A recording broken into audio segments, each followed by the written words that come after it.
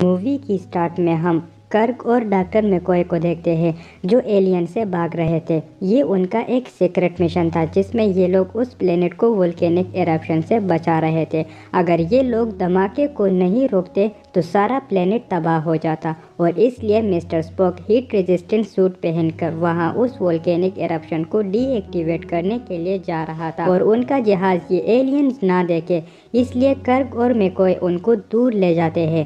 پر جب اسپوک نیچے کودتا ہے تو اس کا سپورٹ ہیٹ کی وجہ سے ٹوٹ جاتا ہے اور وہ اندر پھنس جاتا ہے۔ جب کرک کو پتہ چلتا ہے تو وہ فوراً انٹرپرائز کے اندر جاتا ہے جو پانی میں تھا، اور اسپوک کو وہاں سے نکالنے کے لیے راستہ ڈھونڈ رہا تھا، اور اس کو نکالنے کے لیے ایک ہی راستہ تھا، اور وہ یہ تھا کہ اس انٹرپرائز کو اس کے قریب لے جا کر اس کو بیم کے ذریعے نکالا جائے، لیکن یہ رولز کے خلاف بھی تھا اور خطرناک بھی تھا، اور اسپوک بھی ایسا کرنے سے منع کر رہا تھا، لیکن وہ اسپوک کو وہاں سے نکالتا ہے، اور وہ ایلین اس شپ کو دیکھتے ہیں اور زمین پر اس کا اسکیچ بھی ڈرا کرتے ہیں۔ نیکسٹ سین میں ہم ایک فیملی کو دیکھتے ہیں جو ہاسپٹل جاتے ہیں۔ وہاں ان کی بیٹی تھی جو لا علاج بیماری میں مبتلا تھی، اور ڈاکٹر ان کو بتاتے ہیں کہ یہ اب بچ نہیں سکتی اور ان کے پاس وقت بہت زیادہ کم ہے اور ان کا بچنا ناممکن ہے۔ پھر یہ شخص سیڈ ہو کر باہر نکلتا ہے، تب وہاں ایک اور بندہ آتا ہے جس کا نام ہیریسن تھا۔ وہ ان سے کہتے ہیں کہ میں اس کو بچا سکتا ہوں اگر تم میرا ایک کام کرو گے، تو وہ جان بھی دینے کے لیے تیار تھا اگر اس سے اس کی بیٹی بچ جاتی ہے تو۔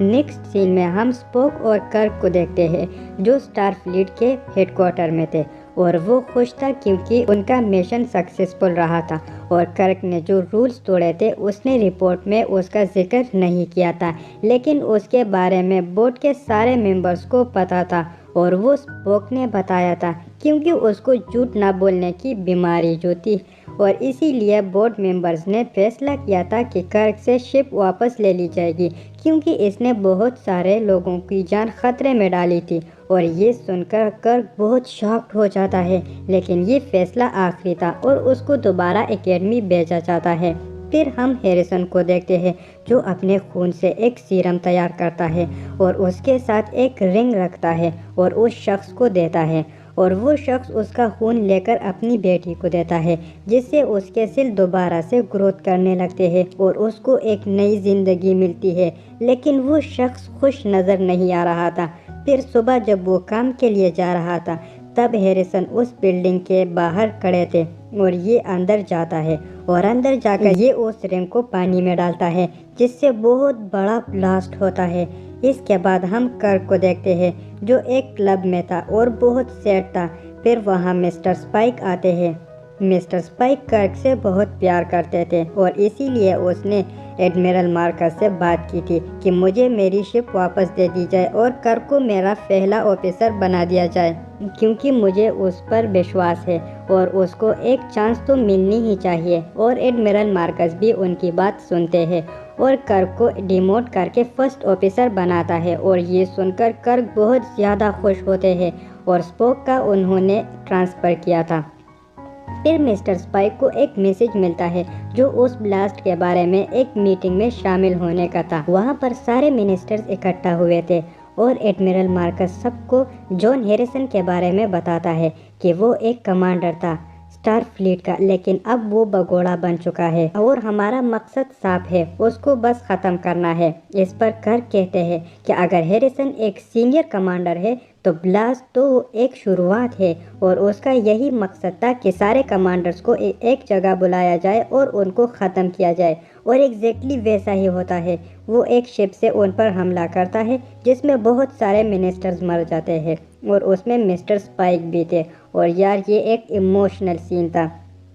پھر کرک اس شپ کو ڈسٹروائے کرتا ہے، لیکن ہیریسن بیم کی مدد سے ایک ان لمیٹڈ رینج سے بھاگ جاتا ہے، لیکن اس کی شپ سے اسکوٹی اس چیز کو نکالتا ہے جس سے وہ بھاگ گیا تھا، اور اسی سے معلوم کرتا ہے کہ ہیریسن کا لوکیشن کہاں پر ہے، اور وہ پرتھوی پر کہیں نہیں تھا بلکہ کرونوس میں تھا جہاں پر کلنگنز تھے، اور کرک سیدھا ایڈمرل مارکس کے پاس جاتا ہے اور اس کو اس سب کے بارے میں بتاتا ہے، اور اس کو پکڑنے کے لیے اور یہاں لانے کے لیے कर्क एडमिरल मार्कस से रिक्वेस्ट करता है कि ये जिम्मेदारी मुझे सौंप दी जाए और वो ऐसा ही करता है। लेकिन अगर ये क्रोनोस में कोई गलती करता है तो इससे एक युद्ध भी छिड़ सकती है और इसीलिए इसको बहुत अक्लमंदी से काम लेना होगा। और एडमिरल मार्कस उसको एक वेपन भी देता है जिसको टोरपीडो कहा जाता था। वो खतरनाक हथियार था, ऐसा एडमिरल मार्कस बता रहा था। लेकिन एक मसला था कि टोरपीडोज कभी इस्तेमाल नहीं किए गए थे और ना ही इसकी तबाही के बारे में किसी को पता था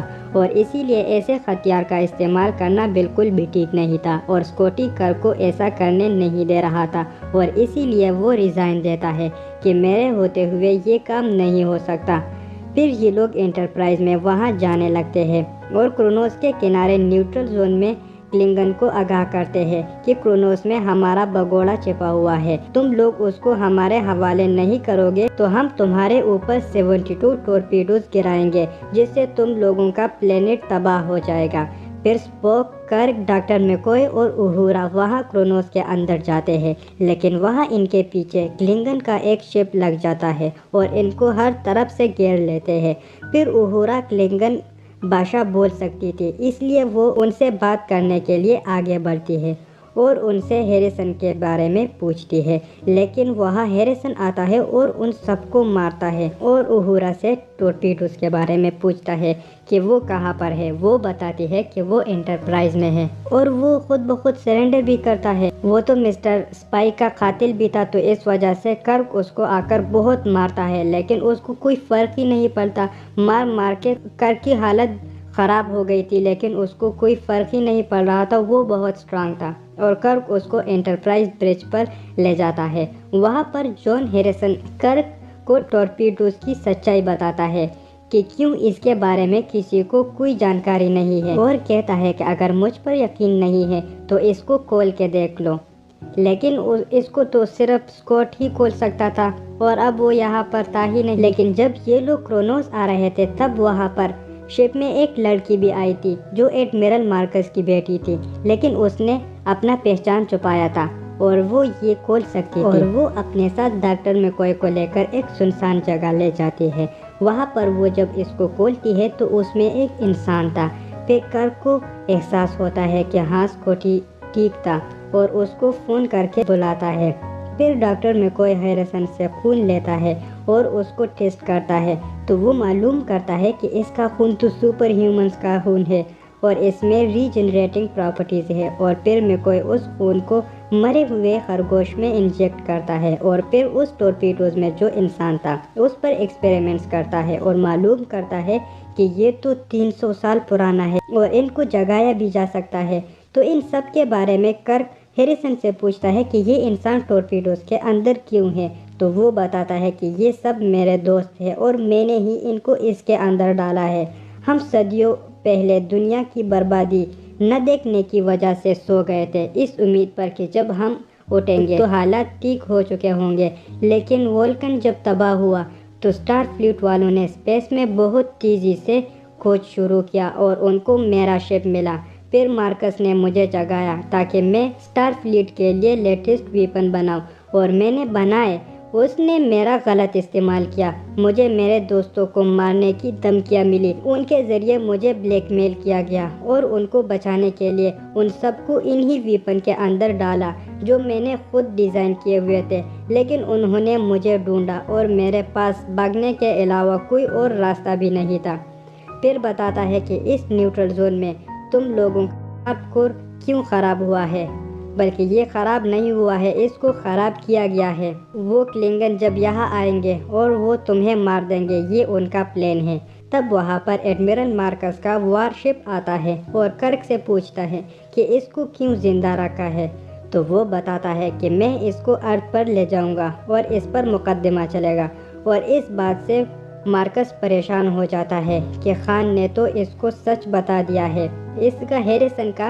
अपना नाम खान था। मार्कस कर्क को बहुत समझाता है कि ये बंदा भरोसे लायक नहीं है, ये अकेला बंदा इतना ख़तरनाक है, तो सोचो इसके ये 72 दोस्त कितने ख़तरनाक होंगे। और कहता है कि इसे मुझे सौंप दो ताकि मैंने जो شروع کیا ہے اس کو میں ختم کر سکوں، لیکن وہ انکار کرتا ہے، جس پر مارکس کے شپ کو ڈسٹروائے کرنے کا حکم دیتا ہے، لیکن وہاں اس کی بیٹی آتی ہے۔ لیکن مارکس کا شپ بہت پاورفل تھا اور وہ اپنی بیٹی کو بیم کے ذریعے اپنے شپ پر لاتا ہے اور یہ لوگ ارتھ کی طرف بھاگتے ہیں، لیکن وہ ان کے شپ کو ڈی ایکٹیویٹ کرتا ہے اور کرک کچھ بھی نہیں کر سکتا تھا۔ پھر کرک ان سے معافی مانگتا ہے اور کہتا ہے کہ خان کو صرف میں زمین پر لے جانا چاہتا تھا، اس میں میرے دوستوں کی کوئی غلطی نہیں، تم جو بھی سزا دینا چاہتے ہو وہ صرف مجھے دو۔ لیکن وہاں اسکوٹی مارکس کے وار شپ کا پاور ڈاؤن کرتا ہے۔ پھر کرک خان کو لے کر دوسرے شپ پر جاتے ہیں تاکہ وہاں سے یہ لوگ ارتھ پر جائیں اور وہاں خان پر مقدمہ چلے، لیکن وہاں جب یہ لوگ پہنچ جاتے ہیں تب اس شپ میں اسپوک اپنے فیوچر والے اسپوک سے خان کے بارے میں پوچھتا ہے، جس پر وہ بتاتے ہیں کہ یہ بالکل بھی بھروسے لائق بندہ نہیں ہے اور بہت ظالم ہے، لیکن تب تک بہت دیر ہو چکی ہوتی ہے۔ خان مارکس کو مارتا ہے اور اسپوک سے اپنے دوستوں کا ڈیمانڈ کرتا ہے، بدلے میں خان کرک کو چھوڑ دے گا۔ اسپوک ڈیل ایکسپٹ کرتا ہے اور شپ سے شیلڈ ہٹاتا ہے اور خان بیم سے ان ٹورپیڈوز کو اپنے شپ پر لاتا ہے اور اسپوک کرک اور باقیوں کو اپنے شپ پر لاتا ہے۔ لیکن یہاں پر ہم معلوم کرتے ہیں کہ ڈاکٹر میکوئے نے ان ٹورپیڈوز سے ان 72 بندوں کو نکالا تھا، وہ صرف ٹورپیڈوز تھے، مطلب صرف ہتھیار تھے، اور خان ان کے شپ پر حملہ کرتا ہے، لیکن وہ ٹورپیڈوز کا کنٹرول اب بھی اسپوک کے پاس تھا، تو وہ ان ٹورپیڈوز کو بلاسٹ کرتا ہے جس سے اس کا شپ بھی ڈسٹروائے ہوتا ہے۔ تب وہاں پر اسپوک کے شپ کا پاور بھی ڈاؤن ہوتا ہے کارپ کور بند ہونے کی وجہ سے، اور ارتھ گریوٹی اس کو اپنی طرف کھینچتا ہے۔ اب ایک ہی راستہ بچا تھا، ریڈیو ایکٹیو ری ایکٹر کی مدد سے کور کو واپس آن کیا جا سکتا تھا، اور کرک جا کر اپنی جان سیکریفائس کرتا ہے اور کور کو چالو کرتا ہے۔